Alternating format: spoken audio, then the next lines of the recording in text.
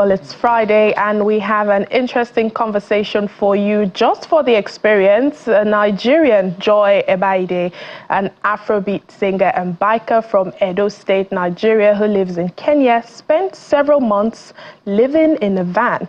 She later decided to fulfill her dream of embarking on a solo bike ride from Mombasa, Kenya, all the way to Lagos, Nigeria. She covered over 11,000 kilometers in 3 months, traveling through Kenya, Uganda, Rwanda, Tanzania, Zambia, Angola, Republic of Congo, and Cameroon, and ended up in Nigeria last month. It appears to be quite the thrill since Joy is not yet done and is planning to travel solo again, this time from Nigeria to Morocco.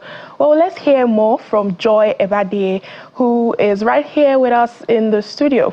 Welcome to Nigeria, Joy. Thank you so much. Thank you so much for joining us on our program.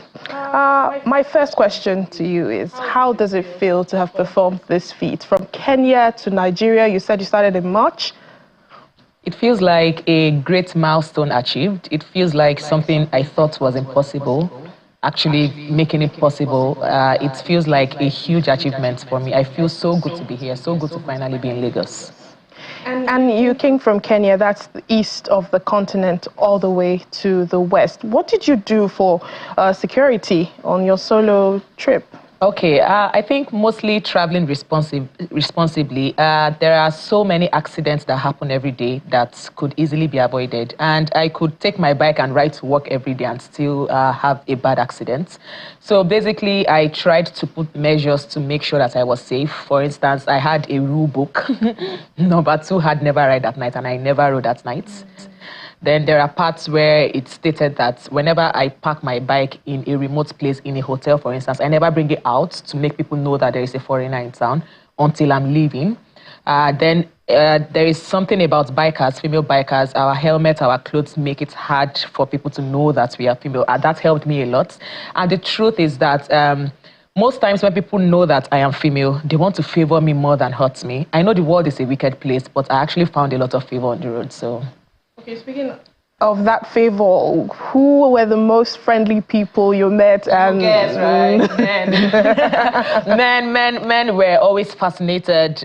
Okay, so mostly in remote places. Amongst bikers, my bike is small, but in remote places, my bike is massive. So when they see me with the massive bike, they want to favor me, they want to do good. So in many countries, I got a lot of favors from people just fascinated about what I was doing. So their reactions would have been, you know, surprised that, oh my God, this is a woman doing this. Woman or man? Wow, oh, you know, the old exclamations, the saying things that, oh my God, they can't imagine someone from this country doing this. Where are you from? What inspired you? Where is your family? Where are your parents? I got those questions a lot. What inspired you? That question. You see, when you've experienced life in a way that it teaches you how short it is, when you experience how truly short life is firsthand, there are things that don't matter anymore. Things like living your life for people don't matter, it doesn't matter anymore. Things like making sure that you keep saving and saving for that old age. When you know it is short, you want to live life, you save for old age, but you still live now. So I wanted to live now. I wanted to feel alive. I love feeling alive. When you've had the experience of not feeling so alive and then you suddenly start feeling alive, you want to do it over and over again. So I basically wanted to feel something. I wanted to do something out of the ordinary. Something that when I think about it, even on my deathbed, whenever it comes, I am happy to go because I know I've put out everything I have. Yeah, basically. You know, this was a 3-month journey. What part of your plans for the journey proved to you to be the most valuable? I'd say the most valuable part of my journey was my mind shift, knowing that I can achieve anything. So yeah, we do have challenges every day, but then somehow I overcame challenges one would think was impossible. Even when my visa didn't come through and I thought it wouldn't work, somehow we called this person, that person, people in high places, and then I didn't even know I would get access to those people. But when it comes to it, problems get solved. When it comes to it, I got convinced that there's a solution for everything if you look for it. And you're a singer and, you know, you have some other job. Tell us about this, and also, how did you find the time to travel for extended periods? Okay, yes, I'm a singer. I actually started singing last year. Okay. So I haven't exactly ventured so much into music. When I came back to Nigeria last year, November, I pursued some things about music and then shifted totally into travel because this took everything I had. My mind, physically, everything went into travel. So what do I do for a living? I work at night, actually. I work for a company in the Netherlands. I do erotic writing, and that's all I'll say about that. Okay. Erotic writing, yeah, for a company in the Netherlands. So it's all online, it's all remote. I usually work at night. I have a timetable for every day, and then I travel at a particular time during the day, sleep at a particular time. And okay, so my time was divided into 4. It was travel, sleep, editing, and work. And so even while you were on the trip, you were... Oh, yeah, I worked almost every day while I was in the trip because I needed to sustain myself. Indeed. Yes, so I had to keep working and traveling. So you want to do this again, but from Lagos to where? Morocco. And when do you think you start that? I'm thinking the 29th of August was the date I penned down for a long time, but seeing as there are so many things to do in Lagos, yes, I'm hoping it's still the 29th of August. But if not, if there would be anything postponed, it would definitely be September. But yeah, I'm thinking the 29th of August from Lagos to Morocco. And we wish you safe journey when you do that. Just one final question. You know, there's this issue of African countries not being open to one another. I mean, you mentioned that, you know, you had issues with your visa. What is your view on this? How can this change? Being that you've moved from Kenya to...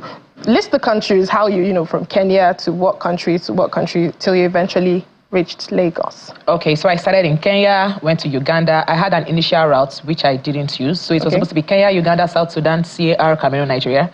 But then I changed routes to Kenya, Uganda, turned around, I did Tanzania, Zambia.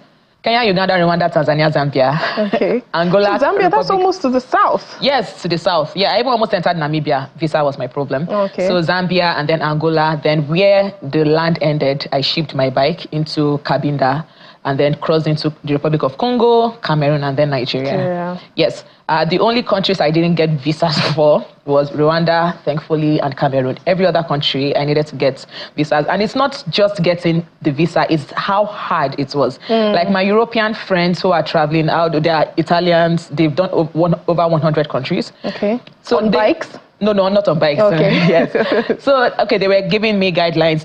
I had people I was asking questions regularly. They were surprised that I had to apply and wait that long when they only got those visas on arrival. As an African, as and an African, Europeans. They are both Europeans. They'll tell me, no, go, it's supposed to be visa on arrival. I'm like, man, you don't know what passport I'm holding, and you don't. This borders in Africa is just really, really ridiculous. And it's not only applying, it's the amount you spend applying and the time you have to wait. It didn't matter how fast I wanted to travel. There were times I would get to the border of a country and I had to wait for visa to get approved. It was too much. And yes, this next trip, Nigeria to Morocco, would be much easier because West Africa, ECOWAS, yes, ECOWAS, thankfully. Yeah. But the visa issues I experienced on this trip, anyone who says they want to go but don't want to because of visa, I'll totally understand because it's a lot of work. It's a lot of money, it's a lot of time, it's a lot of mental strain, and I mean, it was just too much. All right, then, well, like I said earlier, we wish you all the best and safe journey on your trip to Morocco. Thank you so much, Joy Ebiade. Thank you for your time on Network Africa. Thank you so much.